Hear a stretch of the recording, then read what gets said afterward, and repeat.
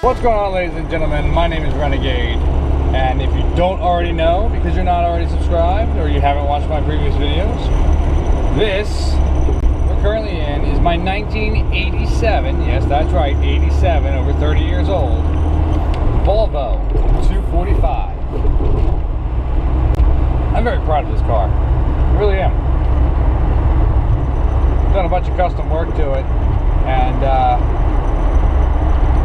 well, frankly, it is an amazing car as far as I'm concerned. But I get it, not a lot of people agree. One reason people don't agree is obviously because it is not a super fast car. This car's speedometer tops out at about $1.20. A lot of people would say that's pathetic. No, I don't have a supercar that'll do 200 miles an hour. More so, I don't have a reason for a supercar that'll do 200 miles an hour. I got nowhere to do that with, so whatever. Sure, it'd be cool, but not necessary. One of the other reasons people give me a hard time and say this car is not an amazing car is, well, frankly, it's 30 years old.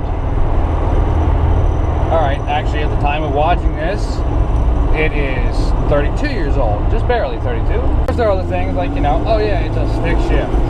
Yes, I made it a stick shift. I wanted it to be a manual transmission, and therefore I made it one. No, it doesn't have a lot of the bells and whistles that everybody has today.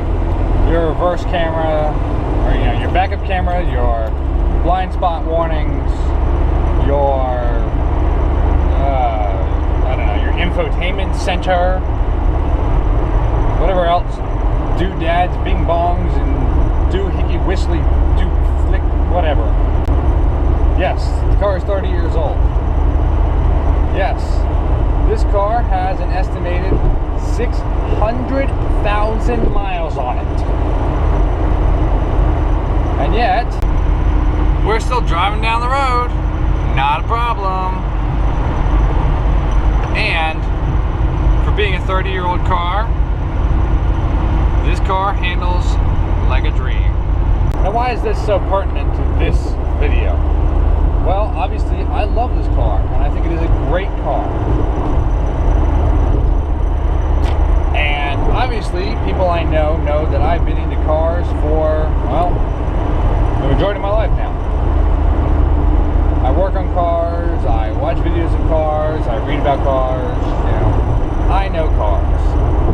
So of course, naturally, I end up with people asking me about cars. I've had people ask me what a good car suggestion might be. Hey, my son needs a new car. You know, my son needs his first car. What's a good suggestion for a car? I've gotten that one a bunch of times. Oh, my last car shit the bed. I need a new car. What do you suggest? I get that one all the time.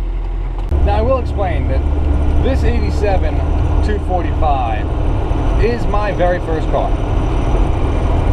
I bought the car from my parents. Yeah, I actually bought it. They didn't give it to me. I had to buy it. And my sister bought her first car, which is an 86 Volvo 244. It's the stand model right in my wagon. Now there are people that think that that was foolish. Of course, me being me and enjoying this car, I often give the suggestion when people ask me, what's a good car? You know, what's a good car that you suggest? Well, if you can get your hands on it, a 240. Get a Volvo. They're awesome cars. And the argument becomes, well, no, that's a dumb car. Dumb option. Dumb suggestion. How dare you suggest that for a first car? How dare you suggest that for the car I'm going to give to my child? How unreliable. It's not unreliable. No more unreliable than any other car out there on the road, if not more reliable. I've actually had people tell me, no, that's child abuse to give a child such a car. Okay, allow me to explain my reason for this, for my suggestion. This car gets good gas mileage. Now granted, I've done a little work, I've done a little tinkering. No, I don't expect most cars to get the same as my car, but I'd say conservatively, you're looking at 28 to 30 miles a gallon. The car is also very reliable. It doesn't have a lot of things to go wrong. And not a lot goes wrong as long as you keep up on the maintenance. These cars are also incredibly safe. I am practically driving a tank down the road. You're talking about a steel reinforced chassis. You're talking about an all steel body. Like there's no metal or there's no plastic panels on this car. It's all metal. So why wouldn't you want to get yourself a safe, reliable, and good on gasoline car? And yet people seem to think I'm an idiot for saying this. Now, I've dealt with this for quite a while. Me telling people, you know, giving advice when asked about certain cars, certain makes or particular cars themselves. You know, hey, what's wrong with this car? Well, if I notice something in a car that I'm driving, hey, you should have this looked at. And I'm used to getting the response of, basically, you're an idiot. You know? Okay, so I'm not a certified mechanic. That doesn't mean I'm an idiot. Lately, I noticed a lot less people are paying attention to their cars until something goes wrong or until something comes up on their dashboard that says, hey, go to the mechanic. I find this to be rather depressing. You should always take care of your car, and you should always be able to notice when things change. You need to be aware and pay attention to your car. You know, maybe you're not like me and you hear, or you don't hear the squeal coming from the front end. You notice that it changes pitch with your RPMs, and you realize either my timing belt or my serpentine belt has gone bad. Now, let's test how it reacts when I rev the motor and try steering at the same time. But you should at least notice that squeal and be like, hey, something's fishy. And if somebody makes the suggestion to you, you shouldn't say no. Now, this is something I've been dealing with recently because at work, we have a vehicle that I've said on multiple occasions needs a specific job done to it.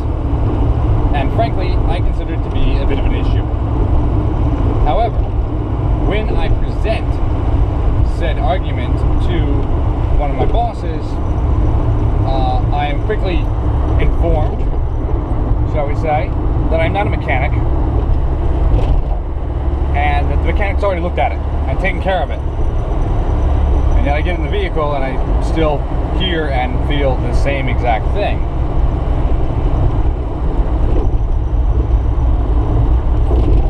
Again, I get it. I'm not a certified mechanic, but you should know, at least by now, Jesus, like, this is what I do.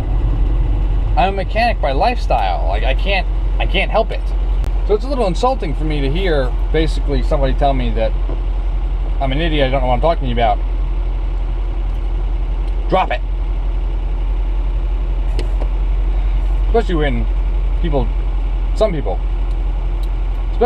people don't know as much as I do and are literally just buying into what they're being told by other people. Look, I'm not saying everyone should know everything about cars, but at least, you know, maybe open your ears a little and pay attention.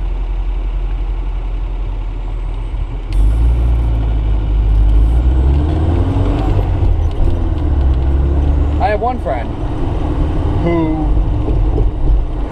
she's an older friend. Her son was getting to be of driving age.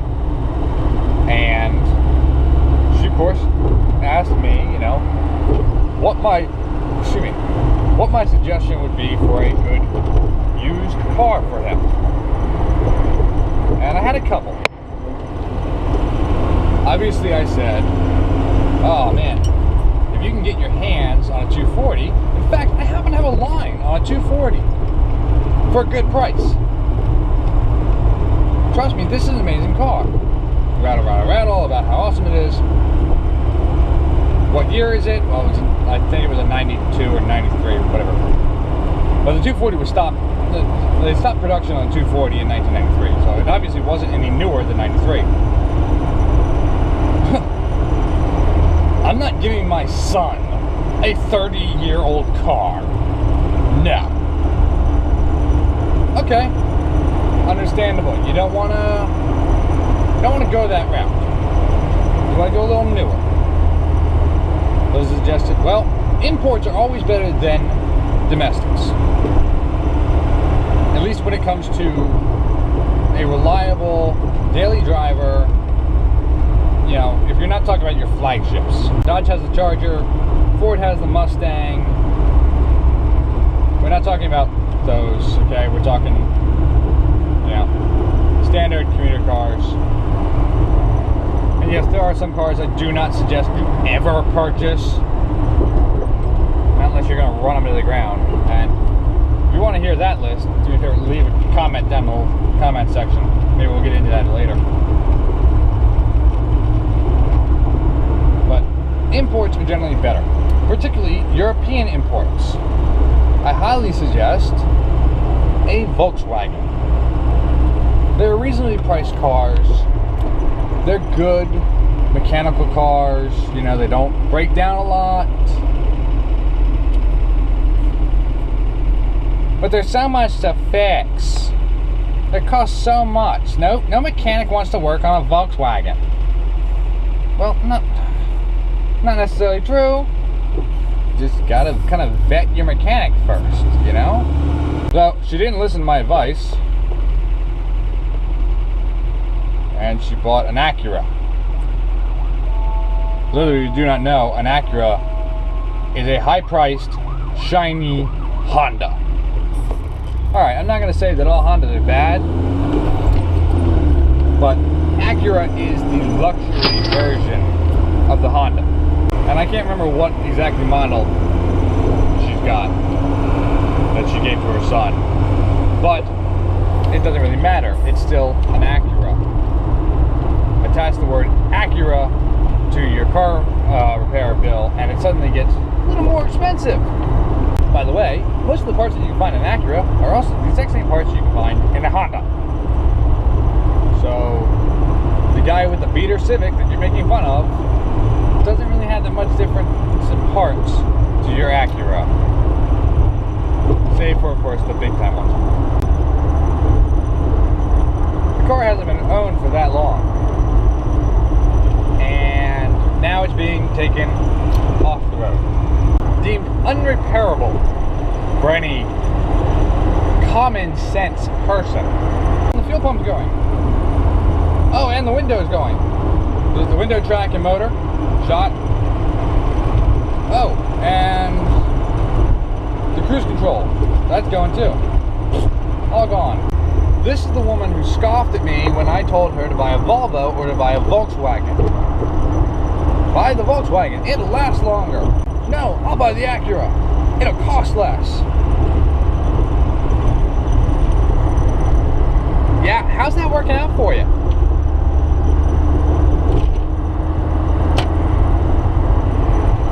Look, I'm not a genius by any means. By any stretch of the imagination, I'm not a genius. But I do know some stuff. And when somebody asks me my opinion, I don't see why I should be scoffed at for it. Now, if I'm not asked for said opinion, maybe I can kind of understand it. In a case like when I'm at work, my boss really likes the fact that I do work on cars. And I know what I'm talking about, I know what I'm looking at. At least this is what she said, this is her argument. So presumably, you want my advice. When something goes wrong, if I notice it, you want me to mention it so that it can be taken care of. So why is she scoffing at me? Why is she making me feel like she thinks I'm an idiot? Look guys, this is not a video where I want to complain about how, oh, everybody treats me like shit. No, this is considered a cautionary tale. If you work on cars, people ask you for your opinion, this is something that could happen to you. Because this is what people do.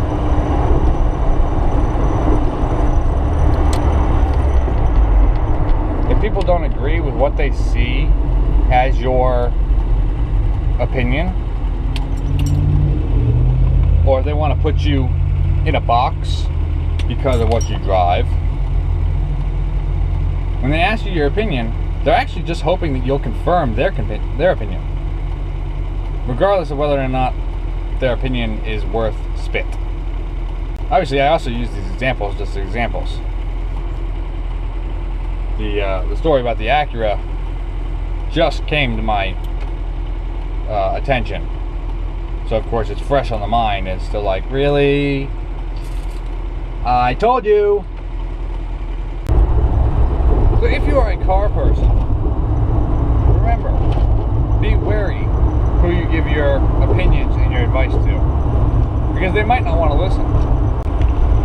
Oh, you guys, you ever deal with this type of thing? You ever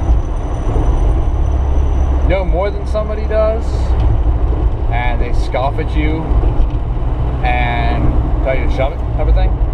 The really sad thing is that with my current mood included, I'm really kind of just at the point where I want to say I'm done and not give any more advice. Just kind of hope nothing bad happens.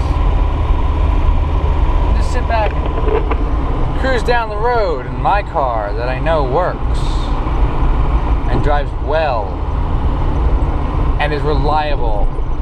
Of course, at my core, I'm still a decent human being. Which means if something is wrong and somebody can be put in harm's way, I'll still do the right thing and open my mouth and hope that somebody actually listens. Of course, some people might just call that being stubborn, too. Obviously, if you guys have been subscribed and been watching for a while, you have your own opinions on me and what I do know about cars and motorcycles and about mechanical work. I'll let you guys decide what you think about that one. I would like to take the time to thank Dick over there for his comment a couple of videos ago, complimenting me and thanking me for putting out a lot of information on the model motorcycle that we both have. Means a lot, man. Thanks a lot. So what do you guys think? Am I just some mechanic wannabe who knows nothing, who's talking out his ass and whatever? Or do I actually seem to know something, which is why I'm constantly trying to give the advice and put it out there so maybe people can learn? So I hope you all have enjoyed this video. It's a little ranty, I know, but I hope you enjoyed it nonetheless. If you have enjoyed it, do me a favor and give us a thumbs up. And if you want to learn more about vehicles, cars, motorcycles, and dealing with people, apparently, go ahead and hit the subscribe button and the notification bell so you get notified when I upload a new video, which I'm aiming to do 2 times every week. Until the next time, guys, y'all keep rocking and rolling. I'm going to keep trying to take care of business, and I'll try not to let my anger get the best of me, huh? Especially when people say that my car